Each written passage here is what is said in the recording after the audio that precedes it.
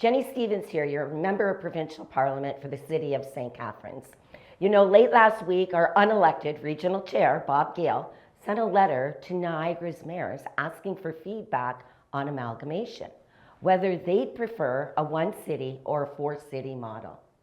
Now, understandably, that moved and sparked immediate outrage from the public. So let's walk you through what it is. Amalgamation is when multiple cities and multiple municipalities are combined to form a single large municipal government. Instead of 12 unique cities and councils, everything is brought under one structure. It's called a megacity. In the case of Niagara, there are two options being proposed to the minister: a single city model and a four-city model. Here in Niagara, we currently have a two-tiered system: the region of Niagara and 12 local municipalities like St. Catharines, Niagara-on-the-Lake, Thorold, Fort Erie. The region looks after your Niagara Regional Police, your public health, social services, social housing. Local municipalities and others look after fires, parks, neighborhood roads, just to name a few. Amalgamation would mean restructuring that whole system. It would mean merging some of the cities together, reducing the number of local part-time politicians. So, how does this conversation start?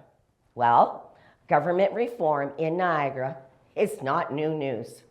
There have been multiple reviews over the past decades looking at whether our current structure in the region is the most efficient. You know, during my time on council, governance conversations came up often. Supporters of amalgamation argued that it could reduce duplication of streamlining decision-making. Others, however, are concerned about losing your local control or the potential for further property tax hikes. Great question.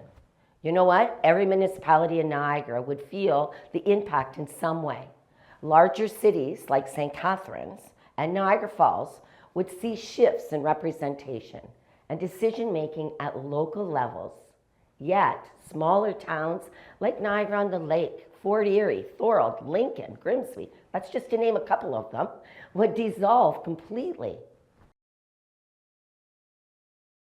Well, that is one of the biggest questions on everyone's mind. Often, amalgamation promised cost savings, whether through property taxes, a reduction in municipal staffing levels, or consolidating services. So get this. In 2025, a study by the Fraser Institute actually found that throughout the amalgamation process, Ontario failed to produce cost savings in both large and small cities. It found that spending on services and salaries also increased significantly. Property taxes, salaries for municipal employees, and long-term debt skyrocketed, suggesting there was no tangible financial benefit from amalgamation. In fact, many of the claims put forward by those favoring consolidation failed to materialize at all. So, has this been done before? Well, yes. Ontario has saw major amalgamations in the late 1990s and early 2000s, including Toronto, Hamilton, and Ottawa. Long-term outcomes are still debated. Some communities feel an improved coordination and access to urban services in rural areas. Now, others feel local voices were diluted and it costs more money. That is why it's so important that this conversation is transparent every step of the way and driven by residents. At the end of the day, this is about you. As a resident, as a taxpayer in St. Catharines, your opinion matters. Governance decisions affect your property taxes, it affects your services and your representation and the future of our community. If you have thoughts on Niagara potentially amalgamating, I want to hear from you.